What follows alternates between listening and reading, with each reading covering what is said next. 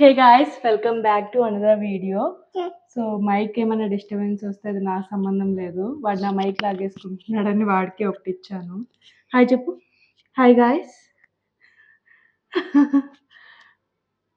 So ఇది ఒక random evening vlog అనమాట. ఎందుకు గుర్తొచ్చింది వ్లాగింగ్ అంటే,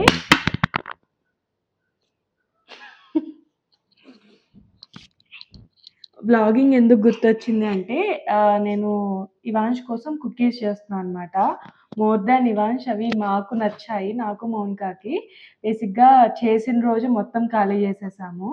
సో రాగి కుకీస్ అనమాట, రాగి ప్లస్ ఓట్ కుకీస్ లాగా. సో అవి మళ్ళీ చేద్దాం అనుకుంటున్నాను. సో అది ఒకసారి రెసిపీ షూట్ చేసినట్టు ఉంటుంది అండ్ ఒక వ్లాగ్ లాగా తీసినట్టు ఉంటుంది అని చెప్పేసి I just started vlogging now. ఇది నీది మైక్, అసలు వాయిస్ వస్తుందో లేదో చూద్దాం. పట్టుకో. చాలా డేస్ తర్వాత మైక్స్ తీసాననమాట. అప్పుడప్పుడు కావాల్సొస్తే మౌనిక మైక్స్ యూజ్ చేసుకుంటున్నాను. సో అవి మ్యాగ్నెట్‌వి, కొంచెం చూడ్డానికి రౌండ్‌గా బాగున్నాయని. సో నావి యూజ్ చేసి చాలా డేస్ అయిపోయింది. అందుకే ఇది తీసానని చెప్పి అదే ప్లేస్‌లో వాడిది పెడుతున్నాడు. యాక్చువల్లీ ఈవినింగ్ అరౌండ్ 5 అలా అవుతుంది. ఇప్పుడే లేచాడు వీడు. ఇంకా ఏం తినలేదు కూడా స్నాక్.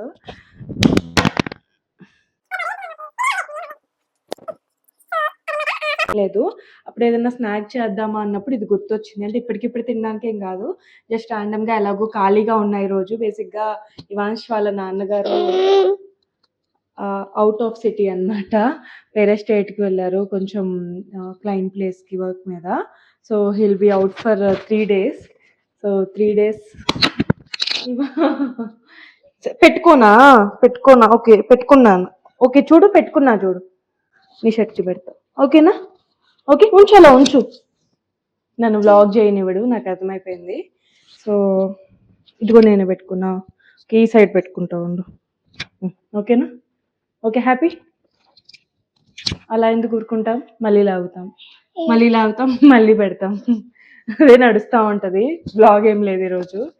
ఇవాంష్ మైక్స్ ఎలా పెడుతున్నాడు అనేది వ్లాగ్ ఈరోజు. ఇవాంష్ ప్లీజ్ నాన్న కుకీస్ చేసుకుందామా వద్దా మనం?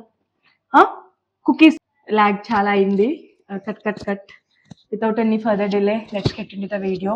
స్టార్ట్ చేసేద్దాం. ఫస్ట్ అయితే బటర్ని కొంచెం మెల్ట్ చేశాను. యాక్చువల్లీ ఇలా మెల్ట్ చేస్తున్నప్పుడు గుర్తొచ్చింది, రెసిపీ షూట్ చేద్దాం. లాస్ట్ టైం అయితే బాగా వచ్చాయి. ఎయిర్ ఫ్రైయర్లో చేసాను బేసిక్గా. సో ఓవెన్లో కానీ ఎయిర్ ఫ్రైయర్లో కానీ ఇలా చేసుకోవచ్చు. బటర్ని మెల్ట్ చేశాను.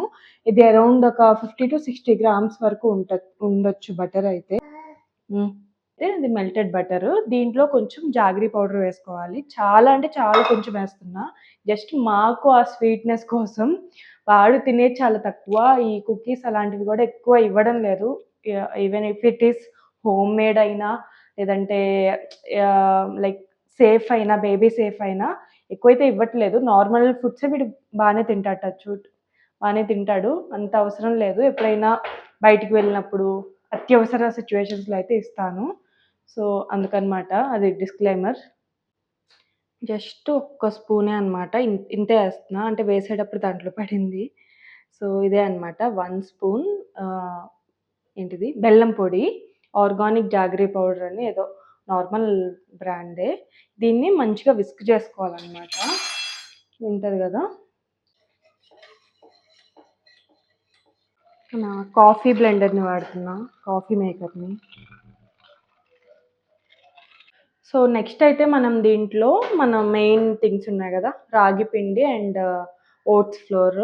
ఓట్స్ ఏంటంటే నేను ఓన్లీ ఓట్స్ కాదు, బేసిక్గా ఇది ఇవాంష్ కోసం జావాలో కలపడానికి పొడిలా చేశాను. అది ఏంటంటే అప్పుడు ఒకసారి వీడియోలో కూడా చూపించుంటాను. ఓట్స్ ఒక పార్ట్, డ్రై ఫ్రూట్స్ అన్ని ఒక పార్ట్ అనమాట. అంటే ఒక ఈక్వల్ పోర్షన్ 1:1 రేషియోలో. డ్రై ఫ్రూట్స్ అంటే కాజు, బాదం, పిస్తా కదా, గ్రీన్‌వి watermelon seeds, pumpkin seeds ఏంటి వాల్నట్స్ అనమాట. ఈ డ్రై రోస్ట్ చేసి ప్లస్ ఓట్స్ కూడా సపరేట్గా డ్రై రోస్ట్ చేసి 2 కలిపి పౌడర్ అనమాట. సో అది ఇది నిండుగా చేశాను. జావా చేసే టైంలో కొంచెం కొంచెం జావా 2 స్పూన్స్ ఉంటే ఇది ఒక 1 స్పూన్ అట్లా వేసేదాన్ని జావలో. అంటే ఏ జావ అయినా, రాగి జావ అయినా, లేకపోతే బియ్యం ఉగ్గు ఉంటుంది కదా, రైస్ ఉగ్గు. సో దాంట్లో అయినా అలా. ఈ మధ్య ఏంటంటే after 1 year he completely rejecting javas, any java అన్నమాట. అందుకని దీని అవసరం పెద్దగా రావట్లేదు మాట మ్యాటర్. ఇది ఎలాగో ఓట్స్ ప్లస్ డ్రై ఫ్రూట్స్ కాబట్టి ఇది కుకీస్ లో యాడ్ చేసుకోవచ్చు, ఏం ప్రాబ్లం లేదు. అండ్ రాగి రెండు ఈక్వల్ పోర్షన్స్ వేస్తున్నాను అనమాట. ఈ చిన్న గ్లాస్ ఉంది కదా, రాగి పిండి ఒక గ్లాస్, ఈ ఓట్స్ డ్రై ఫ్రూట్ పౌడర్ ఒక గ్లాస్ అండి. సో ఇది ఓట్స్ పౌడర్,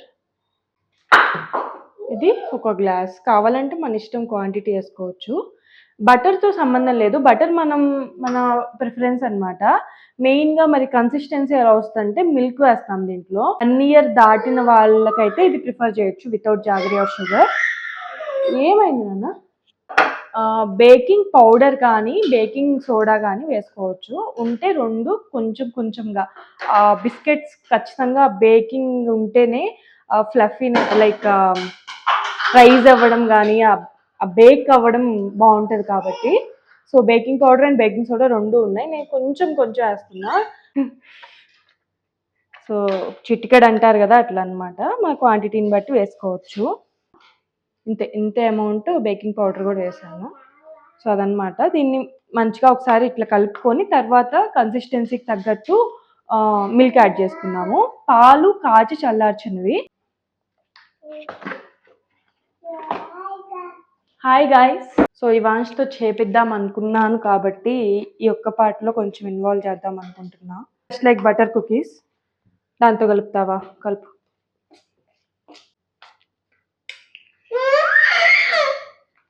డీమార్ట్లో తీసుకున్నా అనుకుంటా, ఎయిర్ ఫ్రైయర్ మీద పెట్టే పేపర్స్. కొంచెం ఇలాంటివి అయితే స్టిక్ అవ్వకుండా వస్తాయి.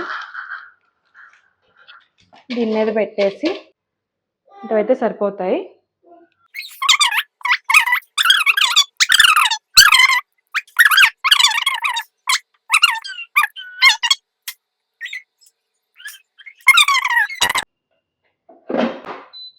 నాకైతే 165 degreesలో 12 to 13 minutes అలా బాగా కుక్ అయ్యా అనిపించింది.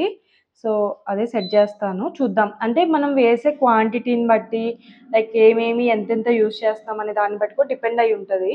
సో ఇది అయ్యాక ఒకసారి చూసి అవ్వలేదు ఇంకా కొంచెం ఉడకాలి అనిపిస్తే then I will set again. ఒక 2-3 minutes ఎక్స్ట్రా పెడితే అలా సరిపోతుంది. అండ్ ఇవాన్ష్కి one of the favourite hobby in kitchen. నా డెస్క్ అంటే నా ఇది ఉంటుంది కదా, కబోర్డ్ ఇంత గలీజ్గా ఉండడానికి వాడే కారణం. కొంచెం క్లీనప్ చేసేసాను అండ్ కుకీస్ కూడా అవుతున్నాయి. ఇప్పుడు 170 degreesలో ఒక 2 minutes పెడతాను.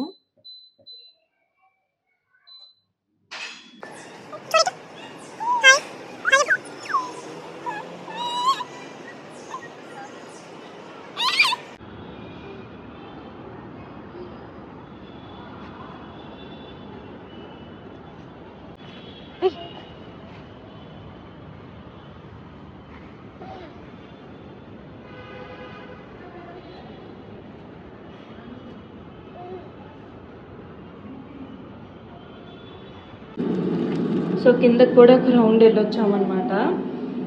కొంచెం మారితే బాగుంటాయి కాబట్టి అలా బయట పెట్టాను. బిస్కెట్స్ అయితే కుకీస్ అయితే చాలా బాగా వచ్చాయి. సో క్రంచ్ ఉందన్నమాట, క్రంచ్ అయితే ఉంది. సో ఇప్పుడైతే ఇవాన్ష్కి ఊతప్పంలా వేసిచ్చా అనమాట ఆయిల్ గీతో. సో అందులో ఉన్న క్యారెట్లన్నీ ఏరుకొని తింటున్నాడు. క్యారెట్ అవన్నీ ఏరుకొని తినేసాడు.